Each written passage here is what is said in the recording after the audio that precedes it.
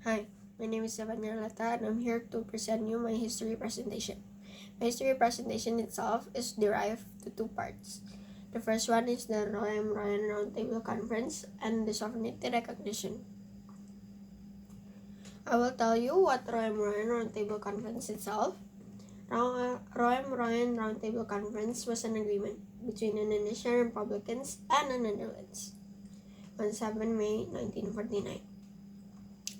The purpose of the meeting was to iron out outstanding issues prior to Indonesian independence that was granted by a roundtable conference at The Hague that year.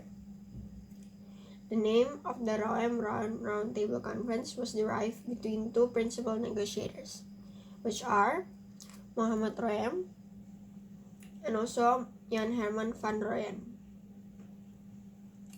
As you can see, there are some key figures involving the agreement, which are Sukarno, Muhammad Hatta, Abdul Haris, Tan Malaka, Sultan Syahrir, Sudirman, Hubertus Mook, Simon Spoor, and also Raymond Westerling.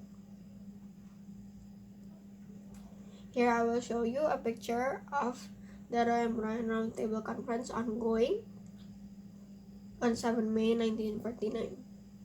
As you can see, some key figures are here on the Roundtable Conference discussing about the Royen Roundtable Conference agreement.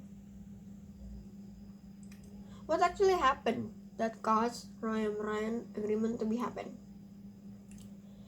Negotiations between two sides were made, Indonesia and Netherlands, with Dutch delegation leader Jan Herman van Royen demanding a cessation of guerrilla warfare, an agreement of Indonesia to attend and discuss at the Roundtable Conference before the Republican leadership would be allowed to return to Yogyakarta.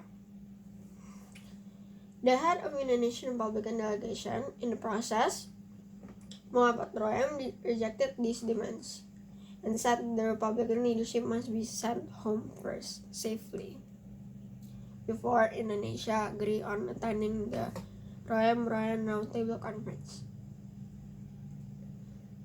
The US ended up putting pressure on Indonesia's side if Indonesia did not agree to the Dutch terms. If Indonesia did not agree to the Dutch terms, Indonesia would lose US support, which would fare badly to Indonesia. In the end, one of the members of Indonesia delegation, Muhammad Natsir, resigned in protest for the issue of the Roem Roundtable Conference. The two sides actually ended up agreeing on the agreement and signed it on May 7, 1949, where the Roem Roundtable Conference was agreed on and every issues were solved. There are a few main points of the agreement, which are Indonesia Armed Forces to cease all guerrilla activities, the Indonesian Republic government's consent to attend the Roundtable Conference, as it was said, restoration of the Indonesian Republican government in Yogyakarta, Dutch troops to cease all military operations and free all prisoners of war captured since 17 December 1948, which is perfectly a year before the Roem Roundtable Conference was made. Dutch to refrain from establishing any more federal states in the territory of the future US of Indonesia. Here I will also tell you the history before the agreement was fully agreed. On 19 December 1948, which is a year before the agreement was made and fully signed, the Dutch made final effort to gain control of the areas of their former colony of Indonesia, which had declared independence in 1945. Indonesia itself was still controlled by the Republican forces of Dutch, and Dutch decided to release by launching a police action, also known as Operation Cry. Despite the military success of this operation, in which Dutch forces overcame Indonesian riders and recaptured the whole of the Java, including the Indonesian Republican capital, Yogyakarta. There was worldwide condemnation, including from the United Nations. On 31 December, the Dutch agreed to a ceasefire, requested by the United Nations. The United Nations subsequently put pressure on the Dutch to negotiate with Indonesia,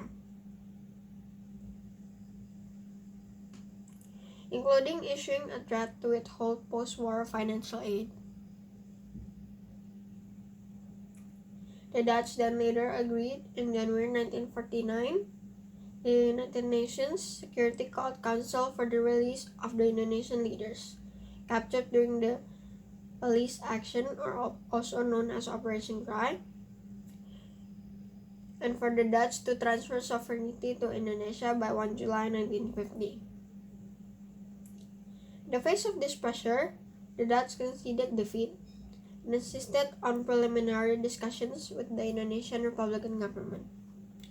Then, after this whole process, the story of the Royen Roundtable Conference was fully agreed, which was made on 7 May 1949. Here, I will tell you about the part 2, sovereignty recognition. Sovereignty recognition is a political entity that is represented by one centralized government that has sovereignty over a geographic area.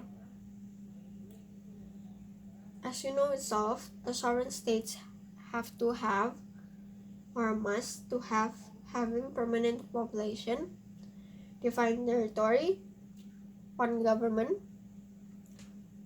and also capacity to enter relations with other sovereign states.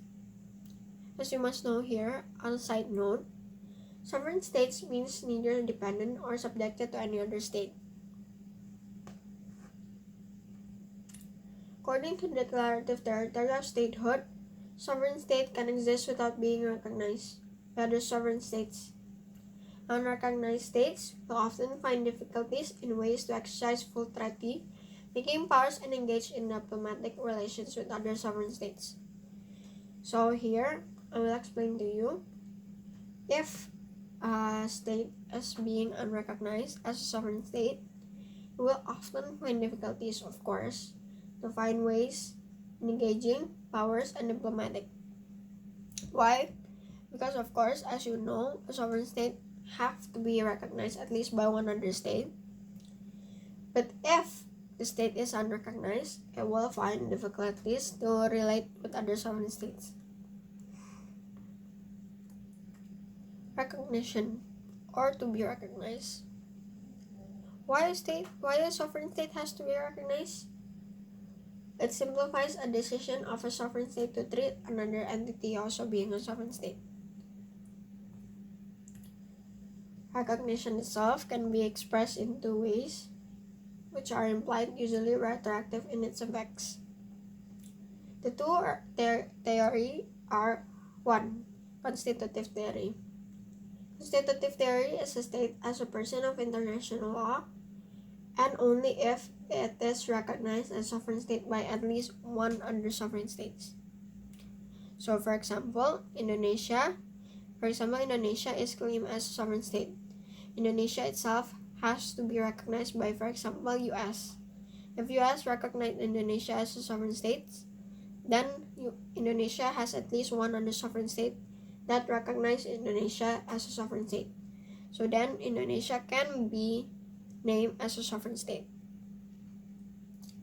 For number 2, declarative theory, a state as a person under international law, it must complete the criteria, which are, as I was mentioned before: number 1, a defined territory; number 2, permanent population; number 3, a government; number 4, a capacity to enter relations with other states. So that, of course, as you know, sovereign state has to relate with other sovereign state. So in case of any issues between the sovereign state must have a good relationship with other sovereign state. According to declarative theory, an entity's statehood is independent of its recognition by other states, as long as the sovereignty was not gained by military force. That means if the sovereign state was gained by military force, that is not as called as a sovereign state. Here, I will tell you the conclusion of this whole presentation. An agreement was made between the Netherlands and Indonesia in the purpose to iron out issues prior to Indonesian independence, which is the Royen Roundtable Conference. There has been negotiations that are made between two sides in solving demand of secession and agreement of attending Roundtable Conference, which is what causes the Royen Roundtable Conference to happen. Restoration of Indonesian Republican government in Yogyakarta, which is what Indonesia depends from the Dutch in fulfilling the agreement of the terms. An international law being made that defines sovereign states as having permanent population, defined territory, one government, and capacity to enter relations with other sovereign states. And lastly, sovereign state can exist without being recognized by other sovereign states. Now, for the end, I have some few trivia questions that can be answered throughout this presentation. Number 1. What is the name of the operation of launching armed forces called police action? I was mentioning before that there is another name for the police action. When is the agreement of Royen Roundtable Conference was made? Which means the date and the year. What are the names of the two persons that derived the name of the Roundtable Conference? What country decided to arm forces to cease all guerrilla activities? Does a sovereign state has to be known as a sovereign state if the state has permanent population? And can a sovereign state be recognized without recognizing other state? Thank you for listening.